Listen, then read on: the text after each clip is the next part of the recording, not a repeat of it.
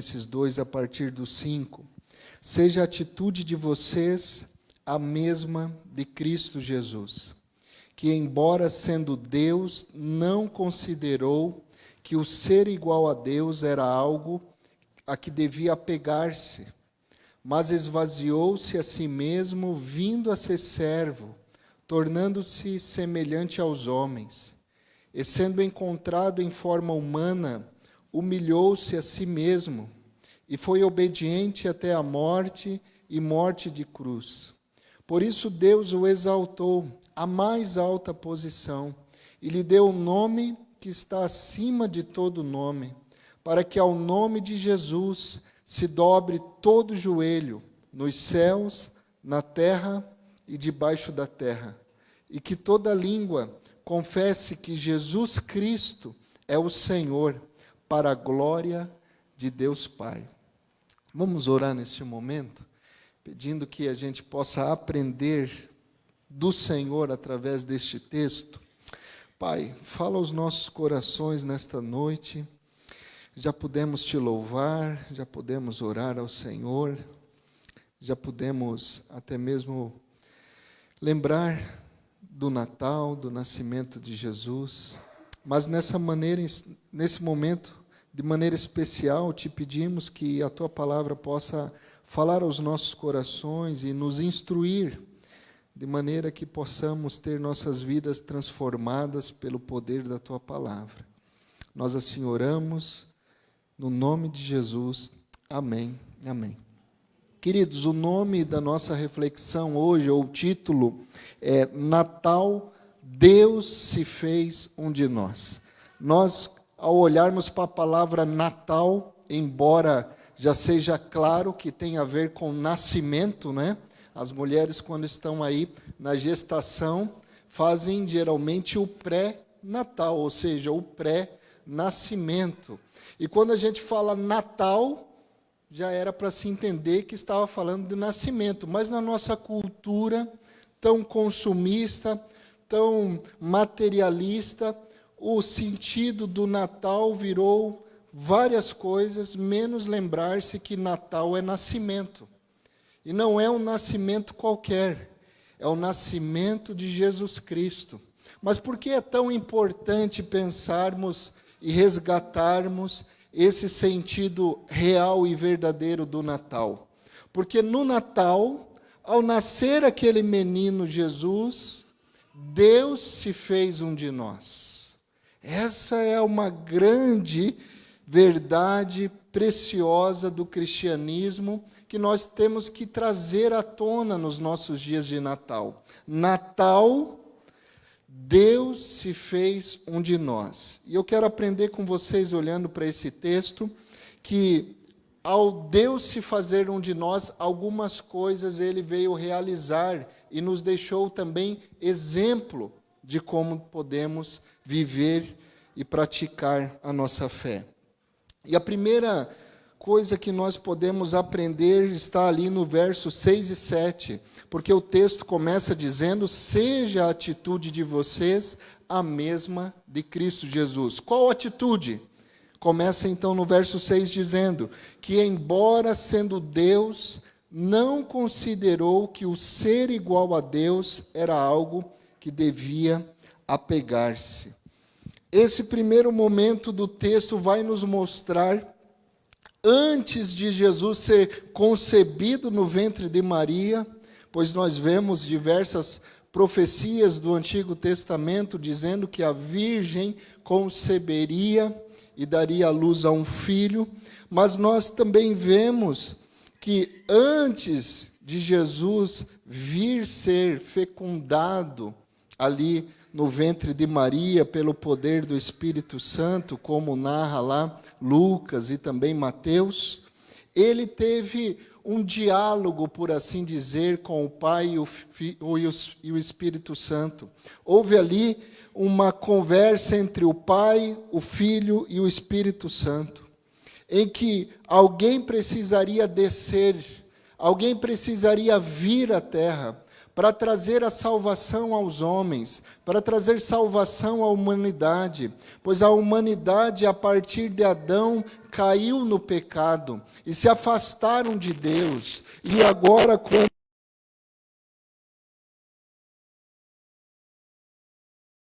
desgarradas, sem pastor, perdidas. Esse é o estado de todo ser humano e de toda a humanidade, que ao receber o pecado de Adão, nós nascemos afastados de Deus, alienados de Deus, rebeldes a Deus por causa do nosso pecado. E o salário do pecado é a morte. Morte física, morte espiritual e morte eterna. Mas então, neste conselho da Trindade, nesse bate-papo na eternidade, antes da criação do mundo, o Pai, o Filho e o Espírito Santo tiveram uma conversa. E nessa conversa, nós podemos imaginar que o Filho fala: eu vou, envia a mim. Eu vou lá e vou descer para fazer a missão de resgate, a missão de salvação da humanidade, a missão de salvação das pessoas. E quando o Senhor Jesus Cristo toma essa atitude de ser enviado pelo Pai para vir à terra, o texto diz que ele não considerou o ser igual a Deus algo que devia apegar-se. Ele, que é o Deus eterno junto com o Pai, que tinha poder, glória, majestade, assim como o Pai, assim como o Espírito Santo, Deus Todo-Poderoso, assentado no trono do universo, aquele que rege e sustenta e mantém todas as coisas pelo poder da sua palavra, ele não considerou que devia se apegar a esse poder, a essa majestade, a esse estado de glória. Mas ele se esvaziou e desceu. Ele saiu do trono do universo. Ele saiu da onde ele estava sentado, sendo adorado por anjos, arcanjos, serafins e toda a glória e majestade em torno dele, para vir e se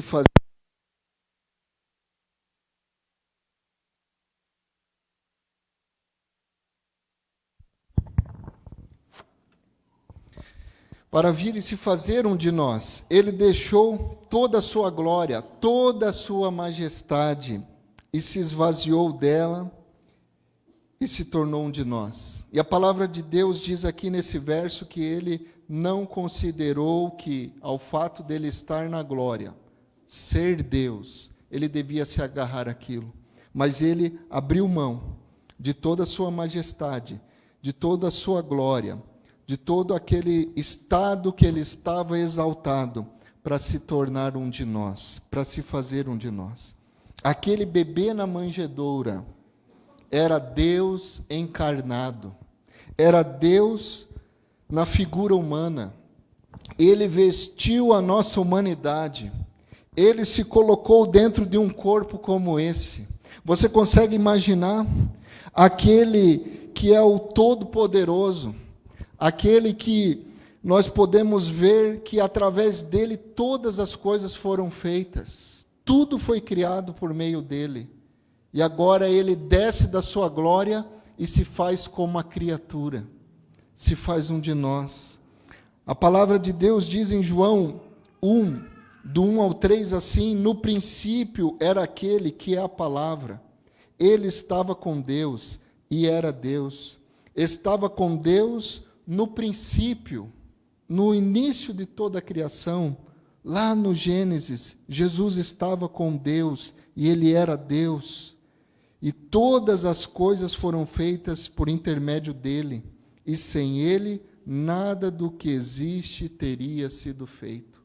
Tudo veio a existir por meio de Jesus. Lá no Gênesis, no princípio de tudo, ele estava junto ao Pai. E todas as coisas foram criadas por meio dele. Mas agora, João ainda nos diz, no versículo 14 do primeiro capítulo, que aquele que é a palavra tornou-se carne e habitou e viveu entre nós.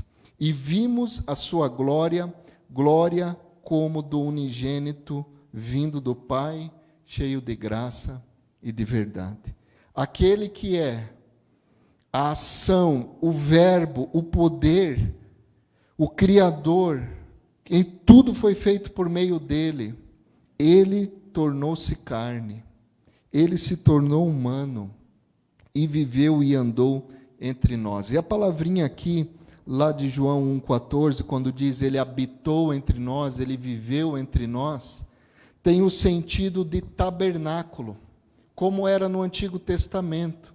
Você lembra que lá no tabernáculo era o lugar onde a presença de Deus descia, onde a presença de Deus se manifestava, era dentro do tabernáculo.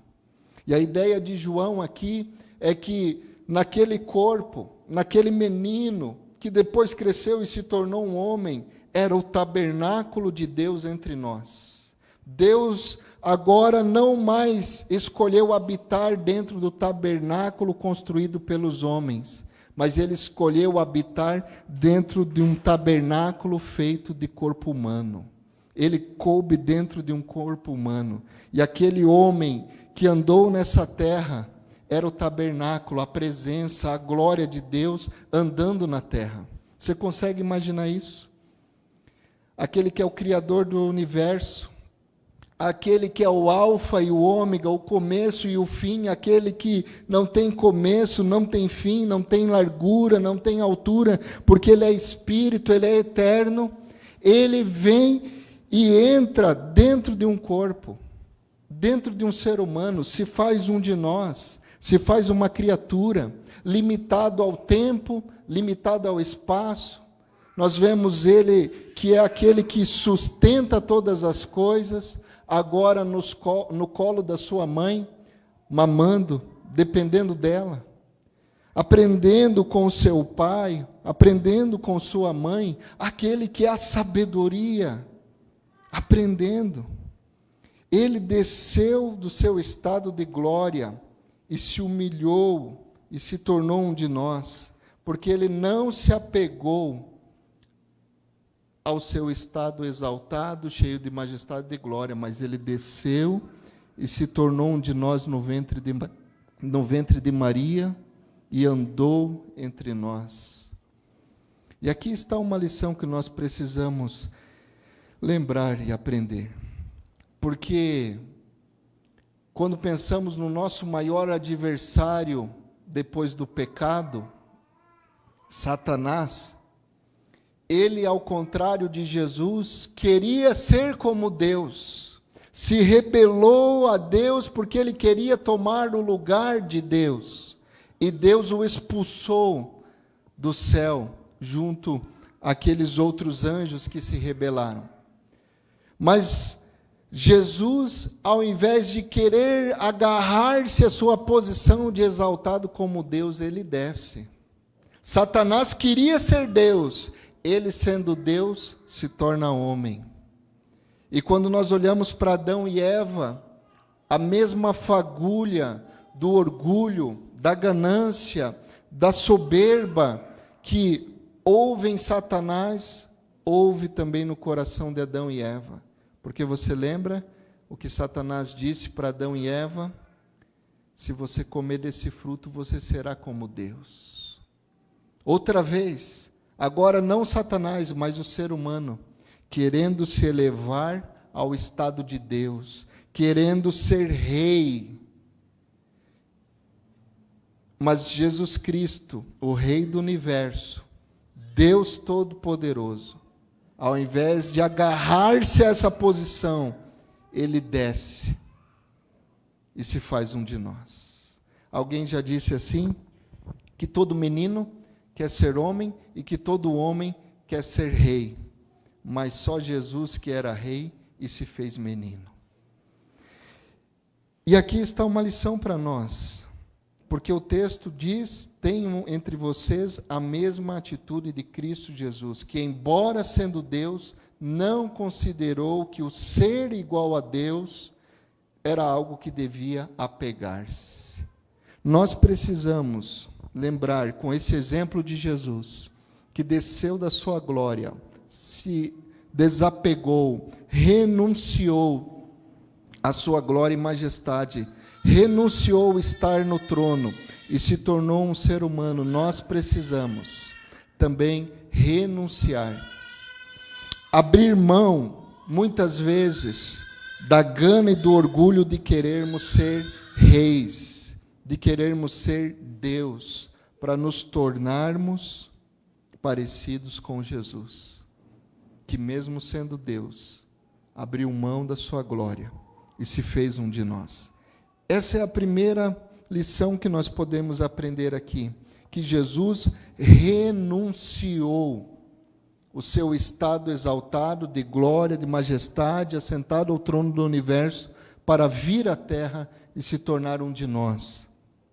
Mas em segundo lugar, o verso 7 diz que ele se esvaziou a si mesmo, vindo a ser servo e tornando-se semelhante aos homens. Jesus agora, o texto nos mostra que ao ele renunciar à sua glória, abrir mão de estar no trono do universo, e como nós imaginamos aqui, ele disse para o Pai e para o Espírito Santo, não, eu vou, envia a mim, eu vou resgatar, eu vou entrar dentro da criação, eu vou me fazer um humano para salvar os seres humanos, envia a mim. E ele desceu da glória e se tornou um de nós.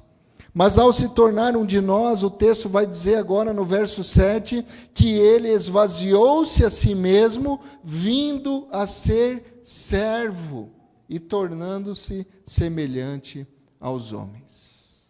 Mais uma lição. Primeiro ele desceu da sua glória e se fez homem. Mas agora ele poderia chegar e ser aquele que diria para os homens, vocês devem me servir. Vocês devem fazer as coisas para mim. Porque eu sou Deus encarnado. Eu sou o Rei do universo. E vocês devem lavar os meus pés, vocês devem fazer tudo o que eu quero. Mas na realidade, quando Jesus vem, ele se fez servo. Ele não veio para ser senhor de todos e mandar em todos, mas ele veio para servir. E nós temos uma grande lição dele quando ele lava os pés dos discípulos. Lá em João 13, do 13 ao 15, depois de Jesus lavar os pés dos discípulos, aquela atividade que era do pior escravo da casa. Haviam vários escravos. Alguns eram responsáveis por cuidar do andamento da casa, por ser ali como que mordomos, cuidar dos negócios. Mas tinha aquele escravo mais desvalorizado, o escravo que não valia nada. Ele era aquele que ficava lá só para lavar os pés das visitas. E naquela ocasião, o Senhor Jesus, vendo que não tinha esse escravo lá, não tinha esse servo lá, porque a palavra grega servo significa escravo, ele então pega a bacia e a toalha e começa a lavar os pés. E os discípulos ficam assustados. Você lembra de Pedro, né? Senhor, não, o Senhor não pode lavar os meus pés. De certo, Pedro estava pensando, como assim? Ele é o Senhor, vai fazer o papel do pior escravo, lavando meu pé? Não, o Senhor não pode lavar meu pé. E Jesus falou para ele, se eu não lavar os teus pés, você não tem parte comigo. E ao lavar os pés dos discípulos, João 13, do 13 ao 15, Jesus disse assim, vocês me chamam mestre e senhor, e com razão, pois eu sou. Pois bem, se eu, sendo senhor e mestre de vocês, lavei-lhes os pés, vocês também devem lavar os pés uns dos outros. Eu lhes dei o exemplo para que vocês façam como eu lhes fiz. Vocês me chamam mestre e senhor? Vocês estão certos, porque eu sou, Jesus disse. Mas eu, sendo senhor e mestre, lavei os pés de vocês, me fiz o servo, me fiz um menor e lavei os pés de vocês. E agora que eu dei o exemplo, façam vocês também uns aos outros. Marcos 10, 45 diz assim: pois o próprio Filho do Homem não veio para ser servido, mas para servir e dar a sua vida em resgate de muitos. Ele veio para servir. Ele esvaziou-se da sua glória, assumiu a forma humana e tornou-se servo. Lavou os pés, se doou, se entregou pelo benefício nosso e de todos aqueles que olham para Ele com fé. John Piper disse assim: o que define a humildade de Jesus é o fato de que ela é principalmente um ato consciente de colocar-se a si mesmo num papel servil e inferior, tendo em vista o bem dos outros. O que esse ato de humildade de Jesus, lavar os pés, de dar sua vida para servir, mostra que é uma humildade a ser reconhecida e aprendida, porque ele voluntariamente se colocou nessa posição. Não foi imposto.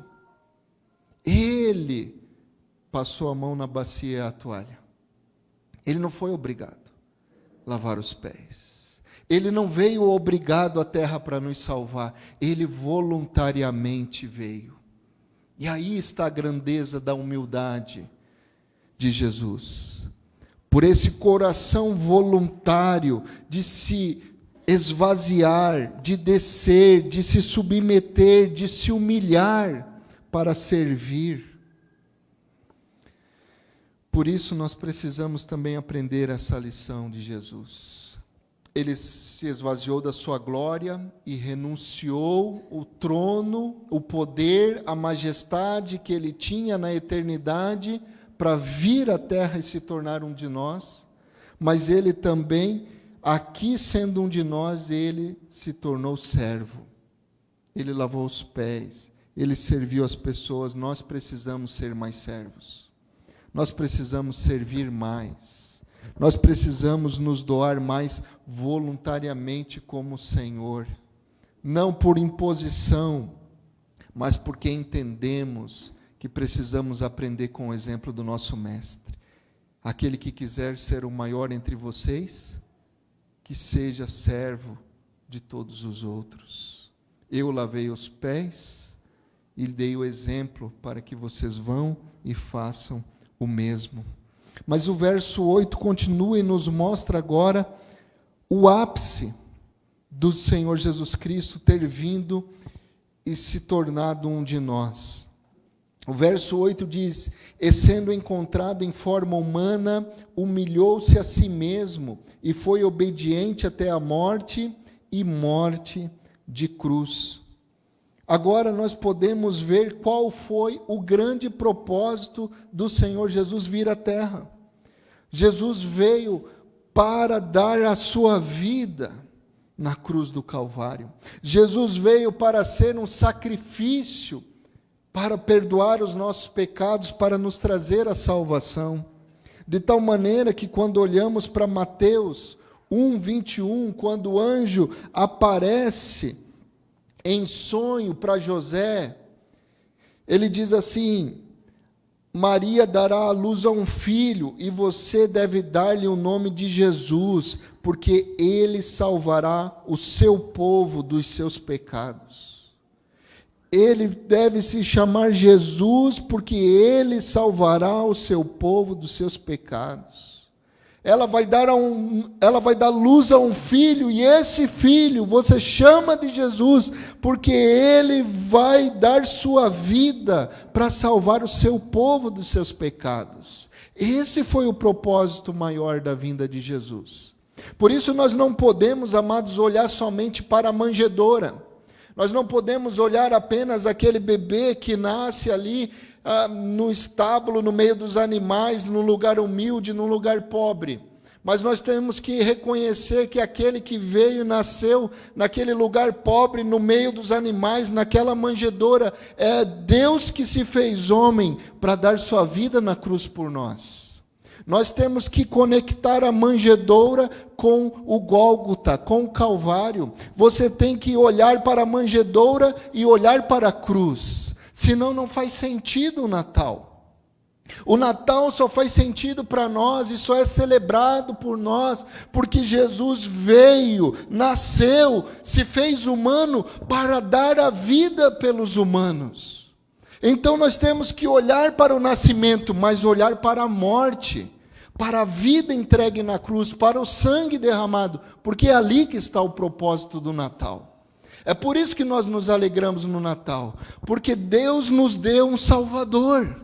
Boas novas de grande alegria, porque um filho nos foi dado, e o seu nome é maravilhoso, Conselheiro, Deus forte, Pai da eternidade e Príncipe da paz. É por isso que nós celebramos o Natal, porque recebemos a salvação, recebemos o perdão, recebemos agora a vida eterna, através de Jesus Cristo crucificado. Por isso não basta olhar para a manjedoura, é preciso conectar a manjedoura com a cruz. Isaías 53 já bem dizia, profetizando séculos antes de Cristo vir, ele foi traspassado por causa das nossas transgressões, foi esmagado por causa de nossas iniquidades, o castigo que nos trouxe a paz estava sobre ele, e pelas suas feridas nós fomos curados. Isaías 53, 5. 2 Coríntios 5, 21, diz assim, aquele que não conheceu o pecado, Deus o fez pecado por nós, para que nele fôssemos feitos justiça de Deus. 1 Pedro 3,18 diz, pois também Cristo sofreu pelos pecados uma vez por todas, o justo pelos injustos, para nos conduzir a Deus. Ele veio e se fez um de nós, para que, ao ir à cruz do Calvário, naquela cruz ele fosse castigado no nosso lugar. Porque o castigo do pecado é para quem? Para os humanos.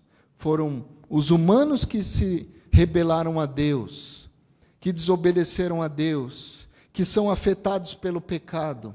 Então Deus, para salvar o ser humano, ele se tornou um humano. Ele se fez um de nós. E para ir à cruz e falar, agora desconta toda a sua justiça em mim. Agora eu vou pagar a condenação. Porque era um humano que tinha que ser condenado. Então ele se fez um humano no nosso lugar na cruz. E lá recebeu como humano toda a ira e a justiça de Deus pelos nossos pecados. E por isso, aquele que não tinha pecado, porque ele não pecou, aquele que não merecia ser castigado, ele foi nosso substituto. Lembra do jogo de futebol? O que acontece lá na substituição? Que o Tite deu bobeira, né? E o Brasil perdeu. Está jogando um determinado jogador no campo, você fala, substituição, sai, e esse vai entrar no teu lugar. Na condenação na cruz, Jesus falou, eu vou entrar no lugar dele. E pode condenar em mim, pode castigar em mim. Ele nos substituiu na cruz. Foi por isso que ele abriu mão da sua glória, se fez um de nós, se tornou servo até o ponto de dar a sua vida na cruz por nós. E ao dar a sua vida na cruz por nós, ele estava nos substituindo. Esse é o grande plano de Deus para nos salvar. Que um dia Deus se fez homem na pessoa de Jesus Cristo. Nasceu como um bebê indefeso, pequeno, limitado, chorando, precisando mamar, aprendendo a andar, aprendendo a falar.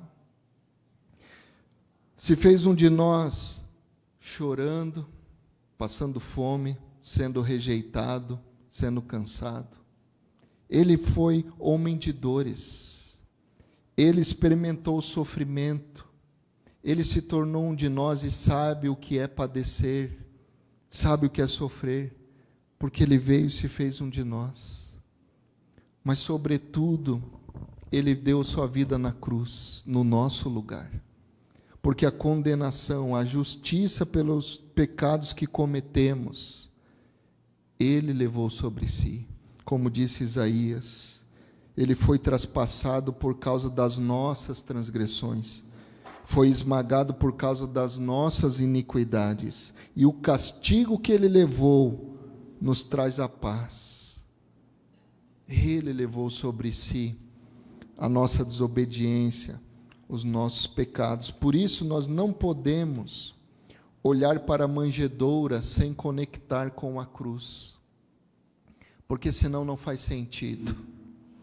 Muitas pessoas olham para a manjedoura, o menino Jesus, e fica por isso mesmo. Ah, Natal, que legal, Jesus nasceu.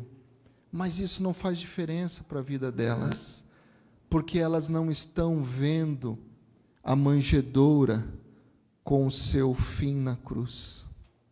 Elas não estão vendo que aquele que nasceu um menino veio para dar a sua vida em resgate de muitos. Que ele não nasceu simplesmente por nascer.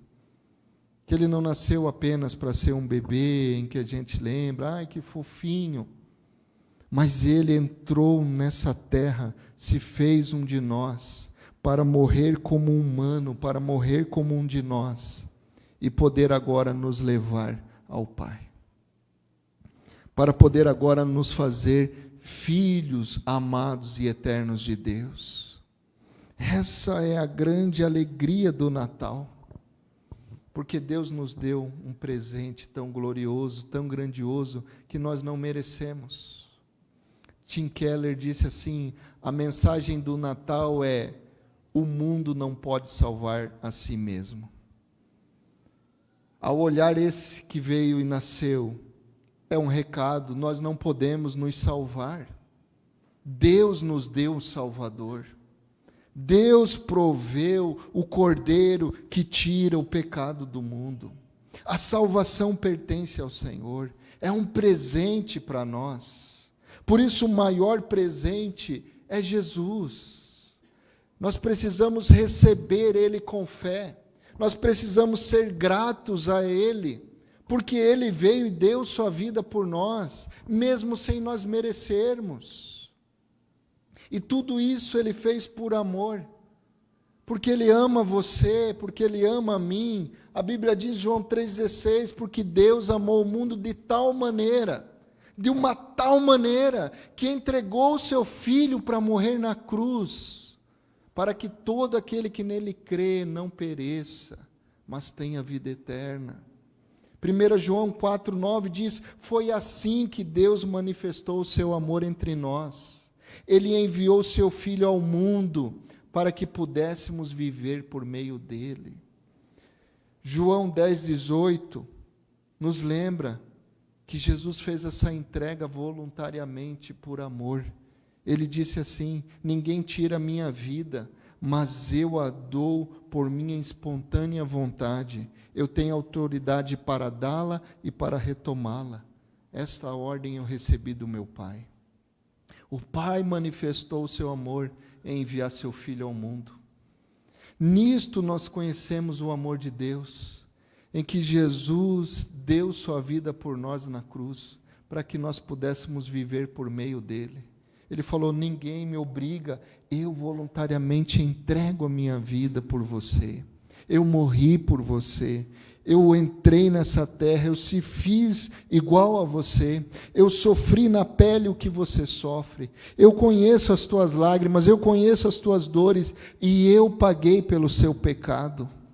Eu morri por você, eu fui castigado por você, eu derramei o meu sangue por você. Esse é o presente do Natal.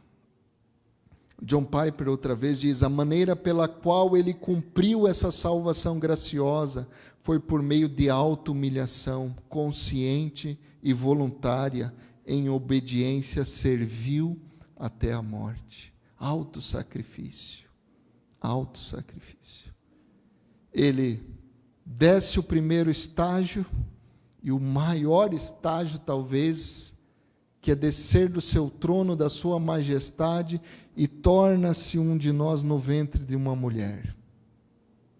Mas ao descer esse estágio, ao contrário do que muitos na sua época pensavam, que ele ia ser um rei, um governante político, ele nasce numa periferia rural da Palestina. Pode algo bom vir de Nazaré? É de lá que ele vem, de Nazaré.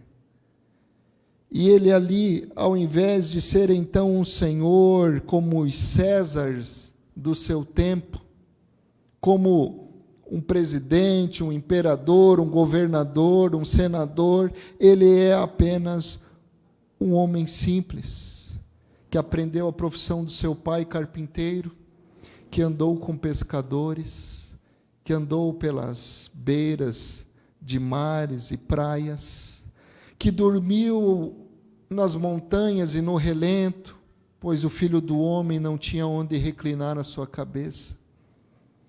E que, no meio da sua própria família, ao começar a pregar e dizer o que ele veio fazer nessa terra, sua família rejeitou, ele foi rejeitado pelos seus. E então ele disse: o profeta não tem honra na sua terra. Mas ele, ao sofrer e passar por tudo isso, nós vemos ele com fome, nós vemos ele chorando, orando, com medo, agonizando. Ele foi e chegou ao terceiro estágio da sua humilhação, da sua obra para nos salvar, que foi ser castigado na cruz como um bandido. A crucificação era para os maiores marginais da sociedade, para a pior espécie de pessoas. A Bíblia diz que quem era pendurado na cruz era maldito, amaldiçoado. E ele se fez maldição no nosso lugar, para nos dar perdão, para nos dar salvação. Ele se humilhou e foi obediente até a morte, e morte de cruz. Esse é o presente do Natal. Não podemos desconectar o menino na manjedoura da cruz. Mas ao entregar sua vida na cruz, o texto continua dos versos 9 a 11, que por ele descer da sua glória, abrir mão da sua glória, se tornar um de nós, se fazer servo, servir, dar sua vida para servir nessa terra. Ele foi obediente e se sacrificou na cruz, deu sua vida, foi castigado em nosso lugar. E então o verso 9 diz: por isso Deus o exaltou à mais alta posição e lhe deu o nome que está acima de todo nome, para que ao nome de Jesus se dobre todos os joelhos, nos céus, na terra e debaixo da terra, e toda língua confesse que Jesus Cristo é o Senhor, para a glória de Deus Pai. Ao vencer na cruz, que parecia uma derrota, era a vitória, a nossa vitória, porque agora somos perdoados, livres da condenação, temos a vida eterna, somos filhos amados e aceitos pelo Pai, sem mais culpa, sem mais nenhuma condenação. Como diz Romanos 8:1, nenhuma condenação há para aqueles que estão em Cristo Jesus. Mas Deus o exaltou de tal maneira que o levou novamente, e ele está à destra do Pai agora, exaltado como sempre foi. Agora ele está junto ao Pai no trono, reinando e governando o universo. Mas esse texto do 9 ao 11 aponta para a volta de Jesus, para o dia do juízo eterno, em que haverá prestação de contas de toda a humanidade, em que aqueles que não receberam esse presente de Natal com fé, que não olharam para Jesus, não apenas como um bebê, mas como aquele que deu sua vida como sacrifício na cruz, e se prostraram aos pés dele e reconheceram ele como Senhor e Salvador. Naquele dia, aqueles que creram em Jesus e receberam ele com fé como seu Senhor, como seu Salvador, irão confessar e dobrar seus joelhos com alegria, porque o Salvador voltou para nos buscar.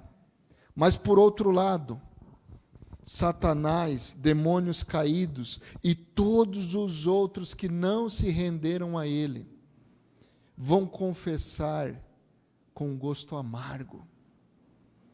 Vão dizer que ele é Senhor e dobrar seus joelhos por causa do juízo que chegou para eles, por causa da condenação que chegou para eles. Por isso o Natal é um grande presente para nós, porque nós podemos hoje receber essa bênção e esse presente gracioso, amoroso, que é o Salvador. Mas aquele dia que ele voltar, toda língua vai confessar que ele é Senhor e Salvador. Até daqueles que o crucificaram, até aqueles que traíram a ele, até aqueles que abandonaram ele, irão dobrar os seus joelhos e confessar. Mas esse dia será tarde, porque não vai adiantar reconhecê-lo como Senhor e Salvador naquele dia. E tudo isso, a obra da salvação, a história da redenção, de que Deus um dia, na pessoa do seu Filho, decidiu vir até nós, se tornar um de nós, se fazer um humano, vestiu essa pele humana, viveu entre nós como servo, lavou os pés, se doou, ajudou, amou, mas que entregou sua vida como sacrifício na cruz, foi castigado no nosso lugar, nos substituiu pelos nossos pecados. O castigo que eu e você merecia, ele foi castigado no nosso lugar na cruz. A ira justa de Deus foi derramada sobre ele. Ele tomou o cálice amargo da ira de Deus, o Pai, para nos dar o perdão, para nos dar a salvação. Mas ele ressuscitou ao terceiro dia, venceu o pecado, venceu a morte, venceu Satanás, está sentado à destra do Pai. E ao dia que ele voltará, e que será festa para aqueles que são seus, que será alegria para aqueles que receberam o Natal, receberam ele com alegria, por ser o Salvador e o Redentor. Mas será choro e lamento, ranger de dentes para aqueles que não creram e morreram em seus pecados. E tudo isso, o que é chamado a história da redenção, a história da salvação, o verso 11 termina dizendo, foi para a glória de Deus Pai. Foi para a glória do Pai que Jesus veio e fez tudo o que ele fez. Não para a nossa glória. Os céus vão ser o júbilo e o louvor e a adoração e o serviço a Deus para a glória dele, porque ele nos deu grande salvação, porque ele nos salvou. O Salmo vai dizer, a ele a glória, não a nós, mas ao Senhor da glória. Para ele é toda a glória, porque a salvação dele veio até nós. Ele veio nos buscar. E esta é a grande lição do cristianismo e do Natal. Nós não cremos que nós conseguimos chegar a Deus pelos nossos esforços, sejam eles religiosos, sejam eles morais, sejam eles de caridade. Nós cremos num Deus que veio até nós, se fez um de nós, morreu por nós, para nos levar para Ele e nos resgatar. Todas as religiões vão se basear em méritos, porque eu faço, porque eu busco, porque eu me dedico, porque eu isso. então eu vou receber algo do divino. Mas o cristianismo é o contrário, é o inverso. Ele veio até nós. Na nossa condição de pecadores miseráveis, condenados ao inferno, Ele veio e se fez um de nós. Ele se humilhou. É como que o oceano entrando dentro de um copo d'água. E veio aqui e passou todas as limitações, as dores de um ser humano para nos levar até Ele. E então nós precisamos aprender com essas lições de Jesus no Natal. Que Natal, Deus se fez um de nós. E ao se fazer um de nós, Ele renunciou.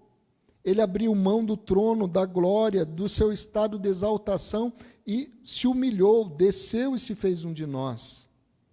Por isso, como o texto nos diz, seja a atitude de vocês a mesma de Cristo Jesus. Nós precisamos renunciar àquele desejo nosso, muitas vezes, de ser rei, de sermos servidos, de sermos senhores. Precisamos deixar o orgulho, a ambição egoísta de lado e usar o que nós temos para abençoar os outros, pois foi isso que Ele fez.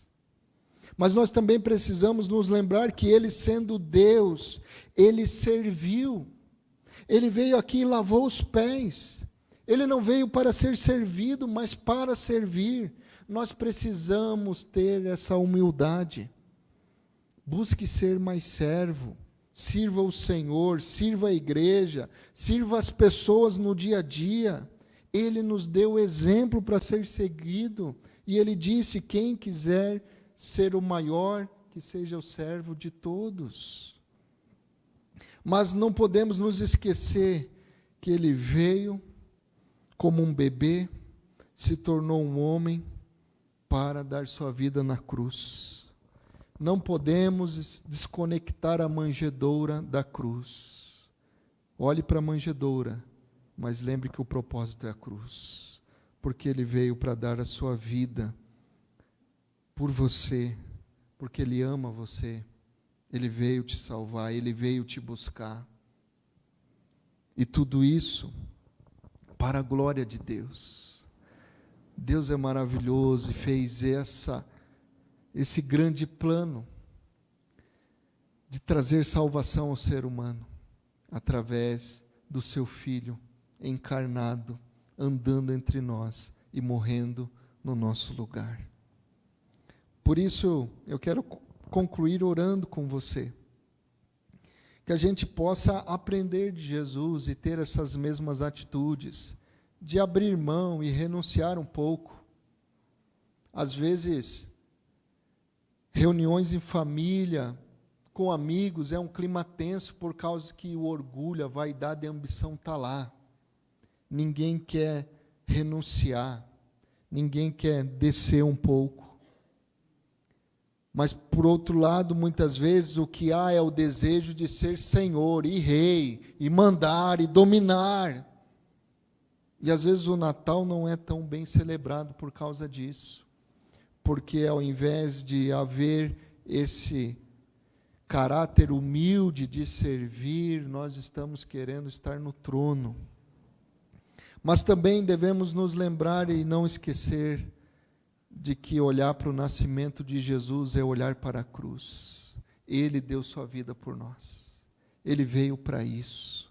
Foi essa a razão de Ele vir e se tornar um ser humano. Por amor, Ele se entregou por você. Você já recebeu esse presente? Talvez você ganhou roupa, ganhou isso, ganhou aquilo. Você ganhou o maior presente que Deus quer te dar.